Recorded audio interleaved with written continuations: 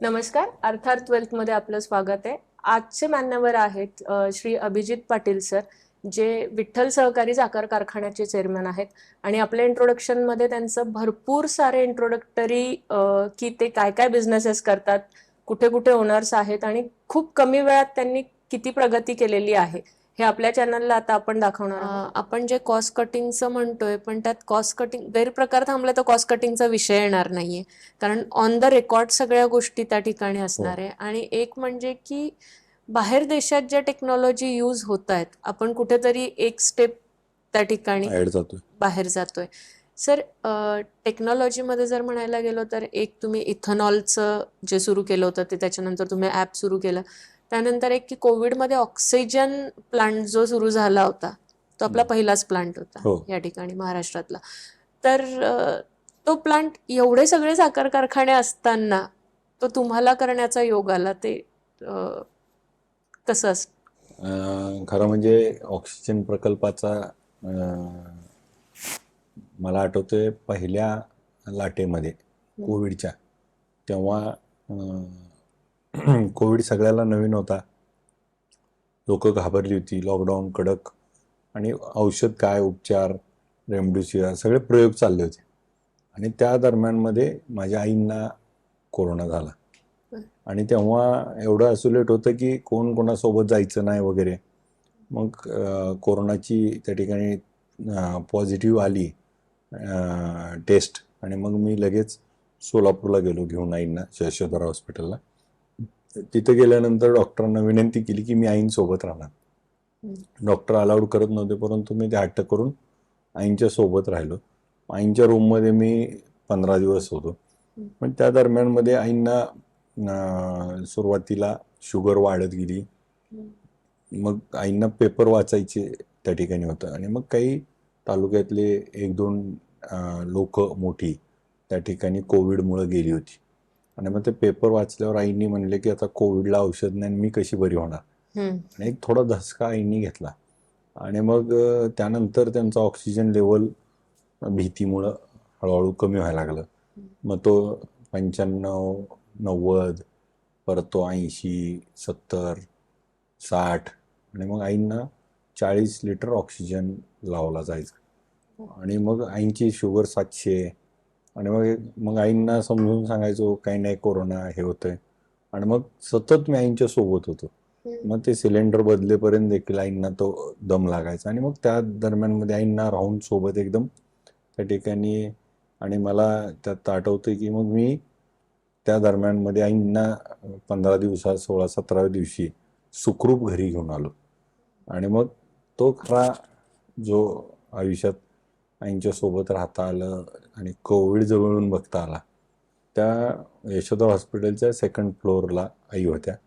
तर त्या 2nd फ्लोअरला साधारण 30 पेशंट होते आणि 30 पेशंटला 2 नर्स आणि 2 वॉर्ड बॉय एवढी लोक सेवा देत होती. आणि ती सुद्धा जीव धोक्यात घालून. त्यावेळेस मी सगळ्यांशी गप्पा मारायचो वगैरे.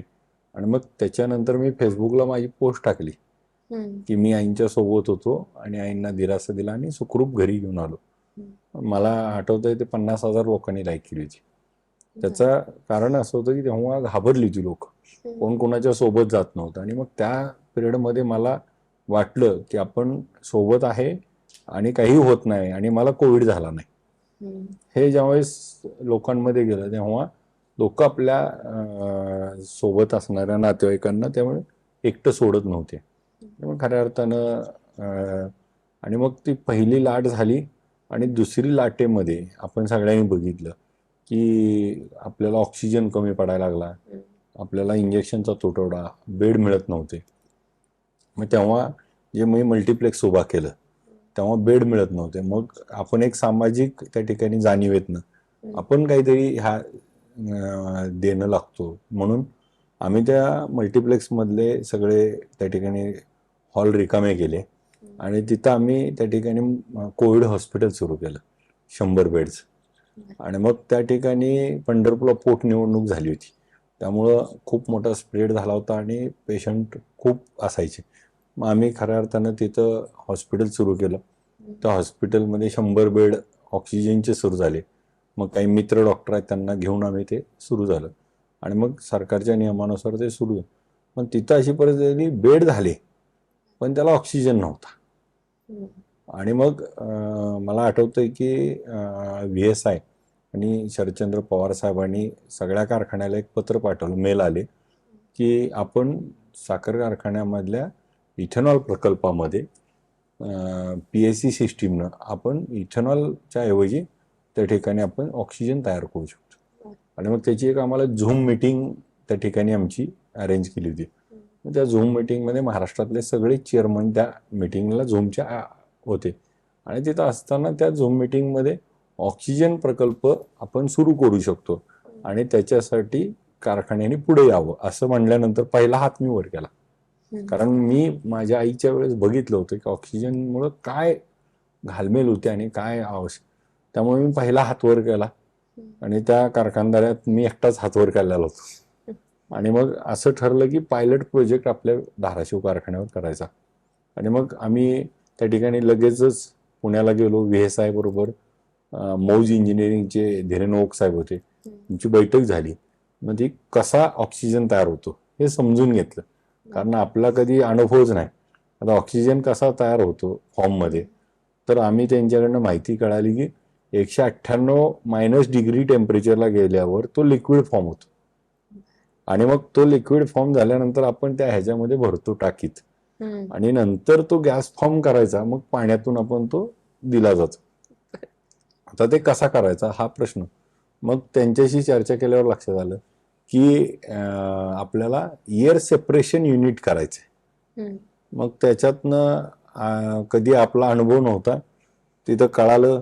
आपल्याला पण माहिती आहे सगळ्याला की आपल्या हवेमध्ये 21% ऑक्सिजन आहे, 78% नायट्रोजन, 0.9 ऑर्गन, CO2 वगैरे आणि ह्या सगळ्या गोष्टी. मग आम्हाला तिथं कन्सेप्ट सांगितला 13x मॉलिक्युल्स यूज, ज्या आपल्या हवेतून नायट्रोजन रिमूव्ह करतात. आणि मग आम्ही ती सिस्टीम उभा करायची. मग त्या सिस्टीमसाठी आम्ही त्या ठिकाणी प्लॅन केला. म्हणजे काय तर इकडून 100 टन हवा टाकायची, त्यातला नायट्रोजन रिमूव्ह केला की 21 मधनं 78 गेलं की त्याची प्युरिटी हवेची व्हायची 99. आणि मग CO2 ऑर्गन काढला की त्याची प्युरिटी 99.7 व्हायची. आणि मग आपल्याला आता आपण घेतो 21% ऑक्सिजन, तो 42 असला तरी चालतो ना, बरोबर. त्याच्यापेक्षा जास्त प्युरिटी असेल तरी चालू शकते. मग आम्ही ते एअर सेपरेशन युनिटच्या साठी खरं प्लॅन केला. मग त्याचे कॉम्प्रेसर, त्याच्या मशिनरी, मग ते सीव ज्या होत्या त्या इंडियात नव्हत्या. आम्ही ते out of India by year मागवल्या, 13 लाख रुपये खर्च आला. आणि मग त्या आल्या, आम्ही त्याची सगळी मशिनरी, त्याचे पंप्स, आणि मग हे सगळं सुरू होतं 10 दिवसाचं. आणि मग आम्ही उभा करायला घेतला सगळा स्टाफ, आम्ही ते सगळं उभा केलं. आणि लास्ट ट्रायल मला चांगला आठवतंय. लास्ट ट्रायल होती. लास्ट ट्रायलच्या वेळेस थोडा पाऊस आला आणि ते जे सीव होते त्याला थोडं पॅक करताना ओपन राहिलं आणि त्यात पाणी गेलं. ते पाणी त्याला चालत नव्हतं आणि मग असं झालं की आता ते खराब झाल्या सीव, मग त्याला काहीतरी करून आपल्याला आता हिट करावं लागेल असं मग त्यांचं म्हणणं होतं. मग त्यांनी सांगितलं की आपण हिट करायला आपण मुंबईला कुठंतरी पाठवावं लागतील. मग आम्ही गावाकडची माणसं, मग जुगाड माहिती, मग तो काय करायचा. मग त्यांना ते सीव विचारल्या. मग त्यांनी म्हणले की ह्या सीव आता पाणी पडलंय, त्या रिचार्ज कशा, ते म्हणले 200 डिग्री टेम्परेचरला ह्या गरम केल्या की ह्यातलं पाणी निघून जाईल आणि मग आपल्याला त्या परत रियूज करता येतील. तर त्या कशा कर. मग तेव्हा त्यांनी सांगितलं एक पाठवा. मग आम्ही लगेच डोक्यात आलं, मी पंढरपूरला जिथं राहायचो ते माझ्या घरापासून शेवटच्या 2 घरामध्ये त्या ठिकाणी पावाची भट्टी होती. मग ते बेकरीवाल्याचे होतं. मग मी तिथं ते भट्टी बघितली होती, मला लगेच क्लिक झालं. मग त्या एक जणाला फोन करून विचारलं, तुझ्या भट्टीत किती डिग्री टेम्परेचर असते. मला 250.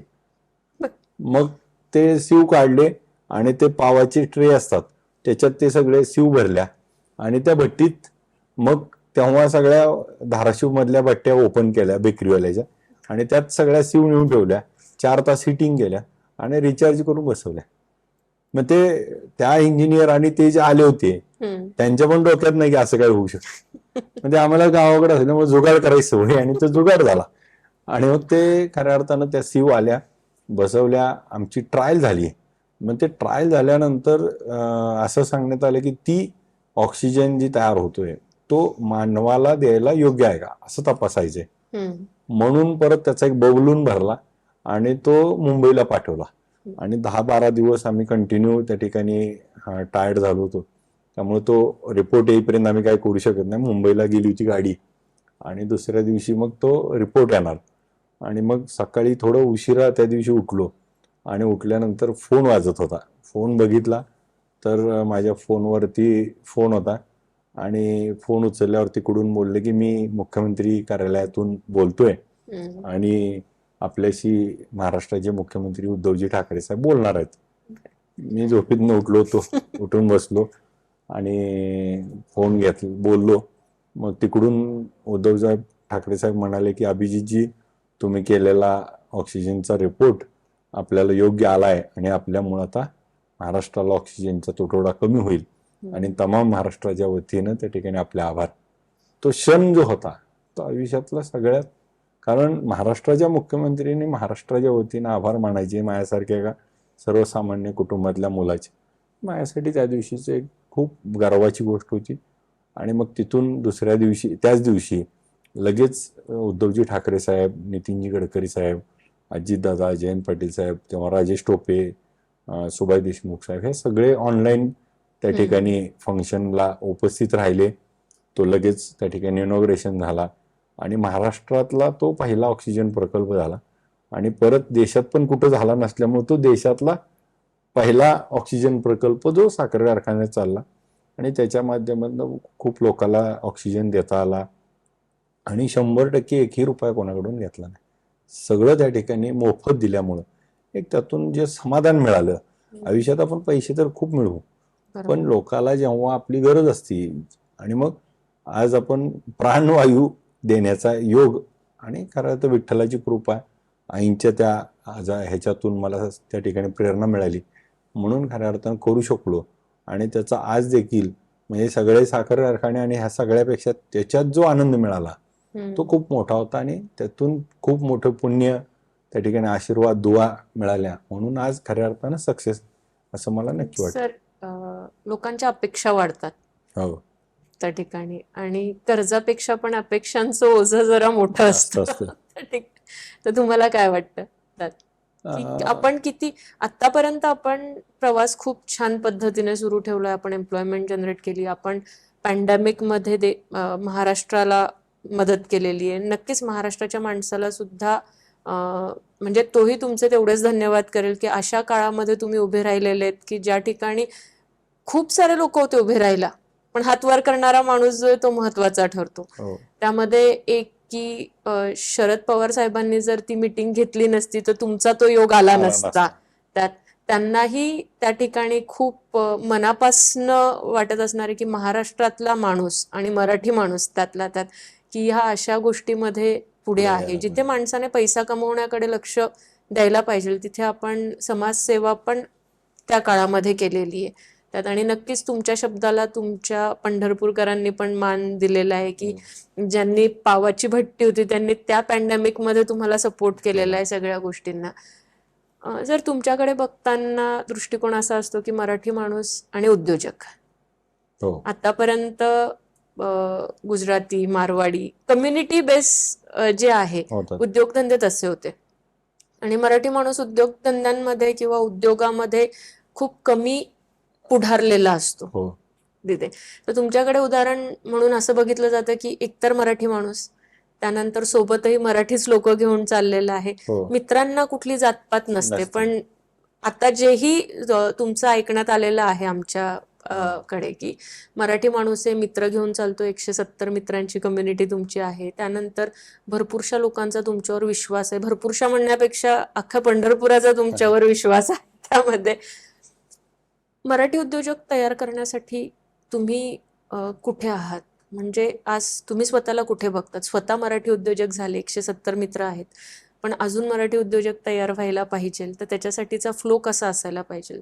जसं तुमचं होतं की शिक्षण किंवा बॅकिंग कुठलंही नव्हतं, एक एक स्टेप एक एक ट्रायल एरर करत करत तुम्ही गेले त्यात. आणि एक असतं की ज्याला बॅकिंग नसतं त्याला थोडासा टाइम पिरियड जास्त लागतो हो. सेटल व्हायला. आताच्या जनरेशनला शॉर्ट टर्म मध्ये सगळ्या गोष्टी पाहिजे, तर तुम्ही काय म्हणाल मराठी उद्योजकांसाठी, बेसिकली आत्ताच्या जनरेशनसाठी?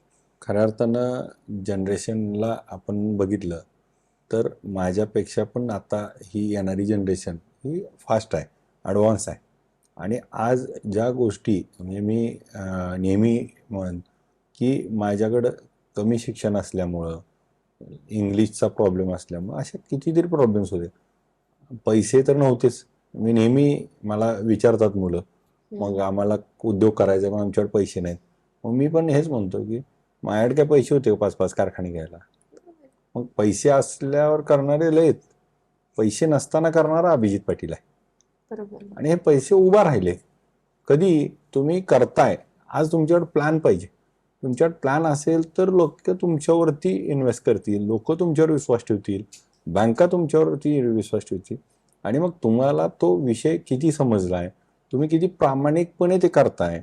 आणि तुम्ही ते करत असताना आता तुम्ही मगाशी जसं म्हणला की आज मुलं सगळे DPR करतात, प्लॅन करतात आणि इम्प्लिमेंटेशनच होत नाही. हे सगळे पेपरवरतीच आहेत. मला असं करायचंय, मला तसं करायचंय, गप्पा मारतात.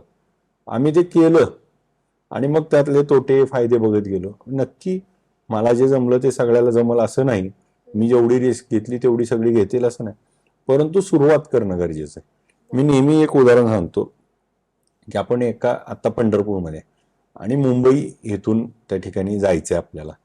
आज पंढरपूरनं मुंबई दिसत नाही आणि संध्याकाळी रात्रीच्या वेळी जायचंय, मग तर रस्ता पण दिसत नाही. मग तशा वेळी काय करायचं? आपण जर 4 व्हीलरमध्ये मुंबईच्या दिशेने निघायचं ठरवलं, 4 व्हीलर स्टार्ट केली, ड्रायव्हिंग सीटवर आहे आणि आपण स्टार्ट केली, आपल्याला जी 200 फुटाची लाईट आहे त्या लाईटच्या आधारावरती आपण रस्ता घेऊन निघालो. इथून मुंबई दिसत नसताना देखील आपण 200 फुटाच्या लाईटवर 400 किलोमीटरचा टप्पा गाठू शकतो. कारण मी उद्देश ठरवलाय की मला मुंबई जायचंय, दिसत नसली तरी, आणि माझ्याकडे असणारी साधनं म्हणजे 200 फुटाची लाईट आहे, त्याच्यावरती मी प्रवास सुरू केला तर नक्की 400 किलोमीटरचा पल्ला सुद्धा आपण गाठू शकतो. मग आज आपला प्रॉब्लेम मुलांमध्ये मी मराठी माणसाचा एकच बघतो की आपण निगेटिव्ह थॉट्स जास्त घेऊन पॉझिटिव्ह थॉट्स घेतल्या पाहिजे. सक्सेस सगळ्यांनाच आहे. आपण अनसक्सेस लोकांच्या स्टोऱ्या न बघता सक्सेस लोकांच्या स्टोऱ्या बघितल्या आणि त्यांनी नेमकं काय केलं, आम्ही काय केलं, आम्ही काहीच वेगळं केलं नाही. आम्ही उद्दिष्ट ठरवलं आणि धाडसानं पुढे आलो. आम्ही काही असेल नसेल त्या सगळ्या गोष्टी, मग कधी कधी आम्हाला असा प्रॉब्लेम असायचा की अधिकारी भेटत नसायचे, बँक आम्हाला उभं करत नव्हती, 8-8 दिवस त्यांच्या दारात बसलो, मग मी कसा परत जाऊन येईन 9व्या दिवशी, असा कधी युगो आला नाही किंवा स्वतःला. आणि आज जरी आपण 5 कारखाने असले हे असलं तरी सुद्धा मी आहे असाच राहतो. त्याच्यामुळं मग आपल्यामध्ये तो अहंकार येत नाही. आणि मग खऱ्या अर्थानं आपल्याला काम करताना नवीन कोणतरी काहीतरी सांगायला जातं. आज आपल्या मुलांमध्ये आपण फक्त मला हे करायचंय आणि हे सगळं फेसबुकवर, व्हॉट्सअपवर, इन्स्टावर आपण लोकांच्या स्टोरी, पण आपली कधी त्याच्यासाठी सुरुवात केली पाहिजे. मग काही बिझनेस असेल, मग माझी सुरुवात जर आपण बघितली, मग एक ऊस उत्पादक टोळी आणि ट्रॅक्टर, तो कारखान्यात चेअरमन, हा जो काही प्रवास होता हा काही सोपा नव्हताच. परंतु हा ठरवला तर एखादा माणूस, तुम्ही मगाशी म्हणला तसा, एक कारखाना घेतला होता धाराशिव, चांगलं होतं, सुखात राहिलो असतो, आयुष्य साथ सगळं, मग कुठं पाहिजे तिथं अजून फिरता आला असता. परंतु हे 4-5 कारखाने घेतले, परत कोऑपरेटिव्ह कारखान्यात नशीब आजमावलं, परत आता पॉलिटिक्समध्ये काही नशीब आजमावतो. आणि मग लोकांच्याही आज रात्री झोपायला आम्हाला कधी कधी 12-1-2 वाजतात आणि सकाळी 7ला लोक असतात. मग कधी झोप होत नाही, प्रवास जास्त होतो, मुलांबरोबर पण 8-8 दिवस भेटी होत नाहीत, फॅमिलीला वेळ देऊ शकत नाही, हे सगळं आहे. परंतु आपण ठरवलेलं ध्येय उद्दिष्ट आहे ना, त्या दृष्टीने निघालो. मग त्या दृष्टीनं आपण आपल्याला प्रायोरिटी कशाला देतोय, मी फेसबुकवर किती वेळ द्यायचा ह्याला प्रायोरिटी आहे का? आपण व्हॉट्सअपवरची फॉरवर्डर करत राहायचं त्याला प्रायोरिटी आहे का? माझ्या करिअरला काय प्रायोरिटी आहे? मग प्रत्येकाने सुरुवात केली पाहिजे. आणि आपण मराठी माणसाचा एकच प्रॉब्लेम आहे की आपल्यामध्ये काही मनी घालून दिल्यात. हातरून बघून पाय पसरा. नंतर आपल्याला सांगितलं जातं की पैसे लय अवघड आहे, हे असं आहे, त्याच्या नादी लागू नको, हे करू नको, नंतर पार्टनरशिपमध्ये बिझनेस करू नको. आम्ही 170 करतोय, आम्हाला कधी प्रॉब्लेम आला नाही. आम्ही सगळ्याला सोबत घेऊन करतो. आपली प्रामाणिक भावना असेल, समोरच्याही प्रामाणिक असेल तर नक्कीच आपण एकमेकाला फसवायचं पडूच नाही. आपल्याला पुढे जायचंय. आणि मग आपल्यामध्ये जे मराठी माणसांमध्ये जे न्यूनगंड तयार झालेत, ज्या गोष्टी आहेत चुकीच्या त्या आता बाजूला कराव्या लागतील आणि आपल्याला स्टार्ट घ्यावं लागेल. आणि आपली मुलं स्टार्ट करत नाहीत.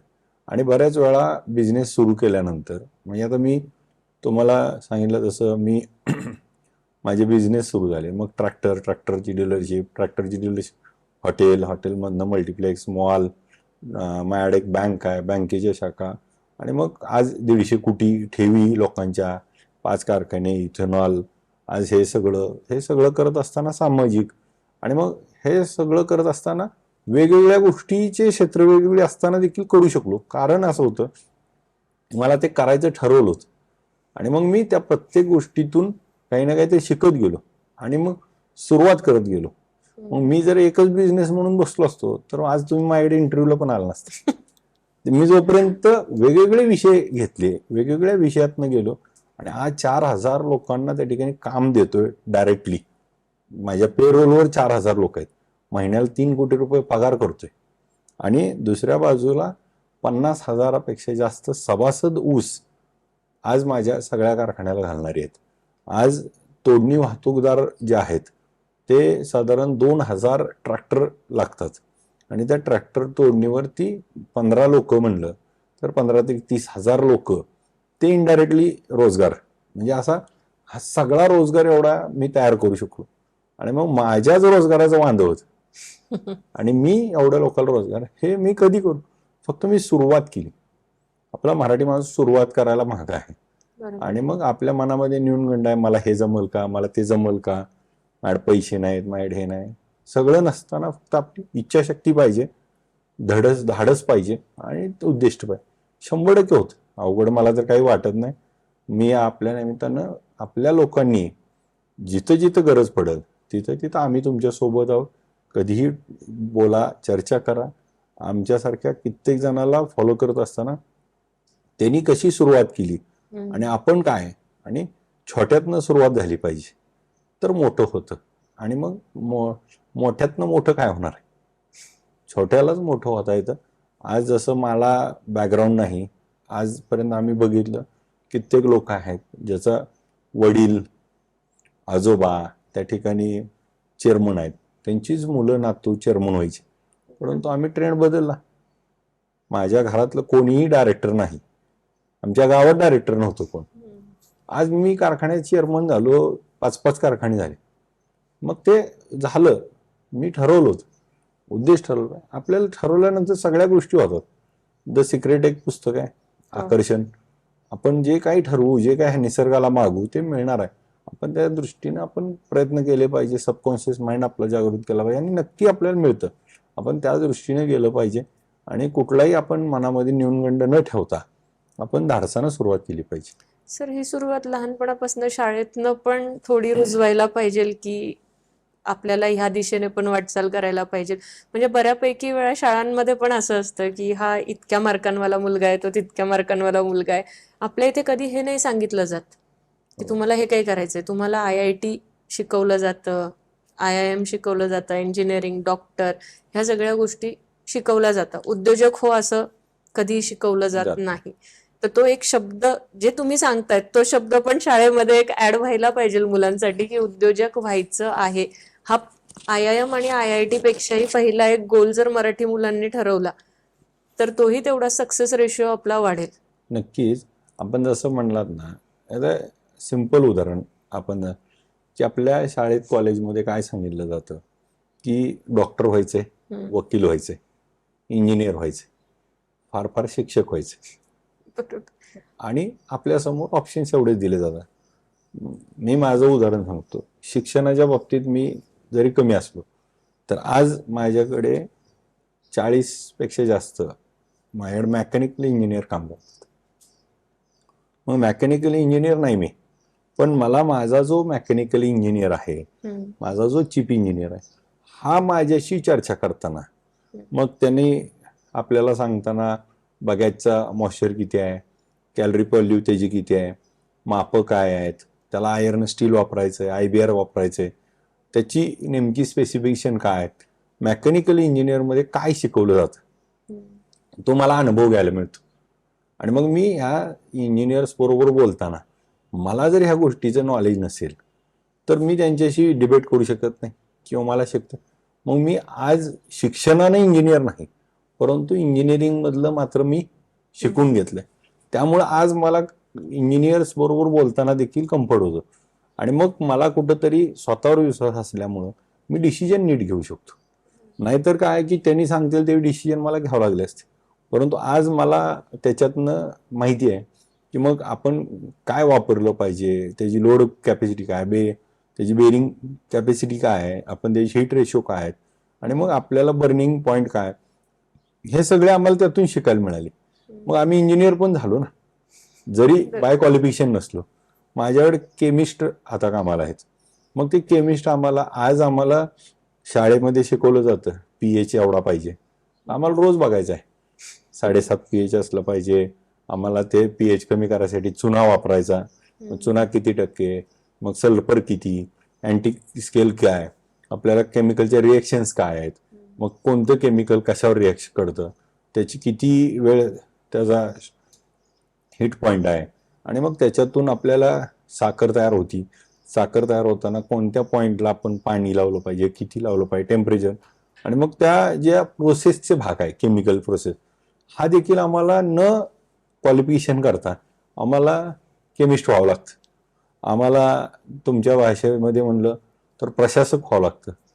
मग आम्ही जरी आज माझ्याकडे 4,000 स्टाफ आहे, मग ह्या प्रशासक HR व्हावं लागतं. मग आम्हाला PF किती भरायचा आहे, मग प्रॉडक्ट फंड काय, आपल्याला प्रोफेशनल टॅक्स काय, आज एम्प्लॉयसाठी स्कीम काय आहेत, ह्याचा पण अभ्यास आपल्याला असावा लागतो. त्याच्याबरोबरीनं आम्हाला दुसरा अभ्यास असावा लागतो की अकाउंटिंगचा. आता आम्ही जरी BCom झालो नसलो, JDCA झालो नसलो किंवा CA नसलो, तरी आम्हाला अकाउंटिंग करावं लागतं. मग आमचा फिक्स ॲसेट काय, आमचा रिझर्व काय, आमच्या करंट लायबिलिटीज काय आहेत, आमचे नेमके जे काही सगळ्या लागणाऱ्या गोष्टी, ह्या सगळ्या अकाउंटिंगच्या पण आपल्याला बघावं लागतं. मग प्रॉफिट किती % आहे, आपण तो कन्सर्न कसा करतोय, आमचं डिप्रिसिएशन काय, हे सगळं स्वतःला पण कळलं पाहिजे. त्यावेळेस तो समोरून अकाउंटंट किंवा CA सांगतोय हे मला नाही कळलं तर मला फसवतील ना. मग मला तर स्वतःला ज्ञान पाहिजे की मला ते शिकायचं. मग मी जरी अकाउंटंट CA नाही झालो तरी पण आज त्यातलं मला पाहिजे तेवढं आज कळतं. आज आमचा फायनान्स डिसिप्लिन, मग FACR किती पाहिजे, NDR किती पाहिजे, बँकेला काय रिक्वायर्ड आहे, मग आपल्या बॅलन्स शीटला ते सगळे रेशो बसतायत का, प्रॉफिट रेशो काय, हे रेशोज पण आपल्याला करता आले पाहिजे. कंपनी सेक्रेटरीची आम्हाला गरज असते, CS ची. मग ते CSनी रेझोल्युशन कसे पास केलेत, काय केलंय, आणि मग त्याचे काय आहे त्या अपलोड झाले, आणि त्या सगळ्या गोष्टी आम्हाला शिकून घ्याव्या लागतात. आणि मग आम्हाला CS पण व्हावं लागतं. नंतर आम्हाला MBA नाही आम्ही केलं, पण आम्हाला MBAच्या मधलं आम्हाला साखर कधी विकायची, 140 देशात एक्सपोर्ट होती, त्याचे कुठल्या देशाला विकायची, आज आपण कधी विकली पाहिजे, मार्केट कधी कमी आहे, S विकायची का M विकायची काय सुपर S विकायची, आणि मग त्याचा कलर कॉम्बिनेशन काय पाहिजे, इकुमसा किती पाहिजे, मग महाराष्ट्रात विकली तर GSTचा काय फायदा, आउट ऑफ महाराष्ट्र विकली तर काय फायदा, इंटरनॅशनल मार्केटमध्ये काय रेट आहे. खरं तर आपल्याला ब्राझीलचं काय प्रोडक्शन आहे, तिथं दुष्काळ आहे का तिथं पाऊस जास्त आहे, तिथल्या प्रोडक्शनवरती इंटरनॅशनल मार्केटमध्ये काय प्रॉब्लेम आहे, आणि मग आपलं साखर कुठल्या कुठल्या देशाला जाणार. मग साखरेच्या बाबतीतले आपण बघितलं तर इंडस्ट्रीयल कमर्शियल यूज हा 70% आहे आणि कंझ्युमर 30% आहे. मग कोणत्या कोणत्या प्रॉडक्टला कधी मागणी आहे, आणि हे सगळं कॅल्क्युलेशन आपल्याला असावं लागतं. आणि मग आम्हाला जरी मार्केटिंग MBA नाही केलं तरी ते सगळं आम्हाला शिकावं लागतं.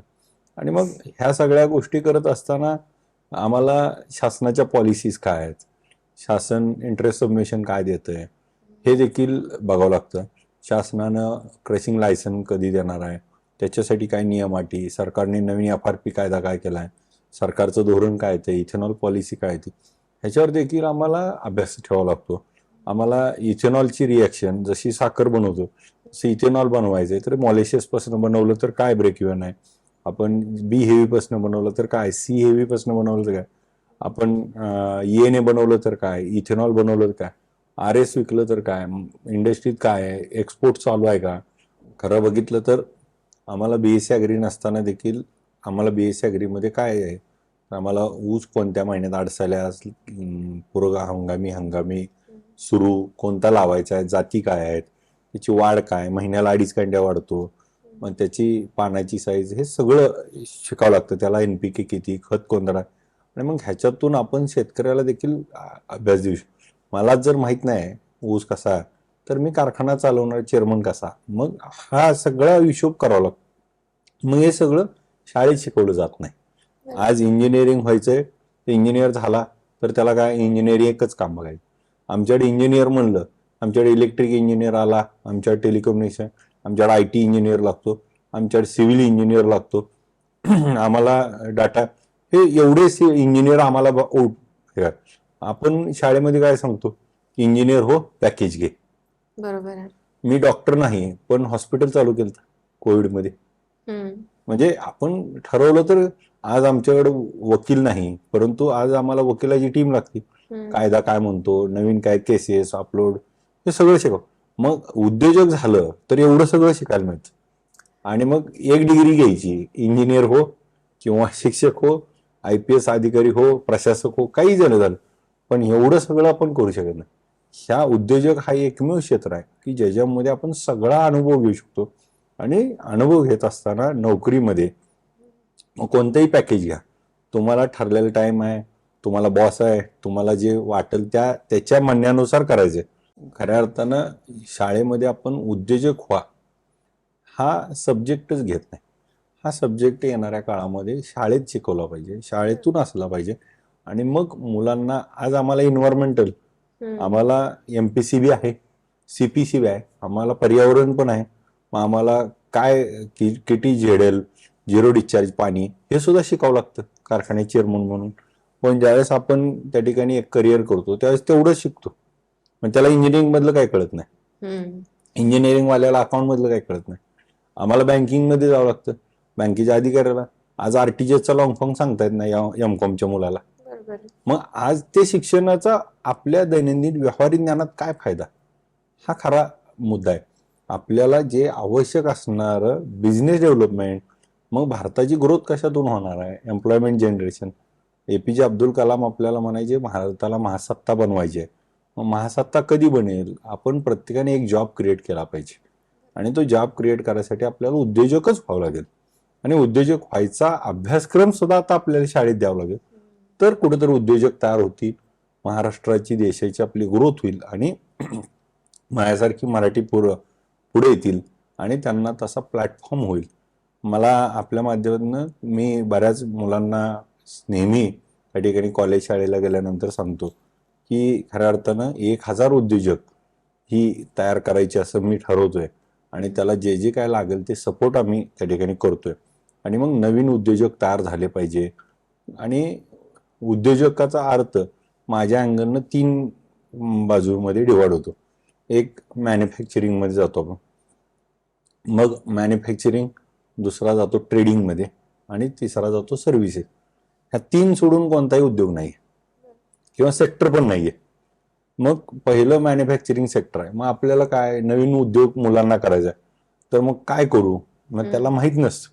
मग मॅन्युफॅक्चरिंग मध्ये जायचं तर मॅन्युफॅक्चरिंग मध्ये कुणाला जाता यावं, तर ज्याला मॅन्युफॅक्चरिंगची आवड आहे, किंवा एक आज मी बऱ्याच कॉलेजला गेल्यावर म्हणतो की एखाद्या मुलाला आई वडील म्हणतात डॉक्टर करायचे, पण त्या उदाहरणार्थ आपण रस्त्यावरून जातोय आणि रस्त्यावरून जाताना अपघात झाला एखादा, आणि अपघात झाल्यानंतर काही जणाला जाऊन तो अपघात बघा वाटतो रक्त, आणि काही जणाला ते रक्त बघू वाटत नाही.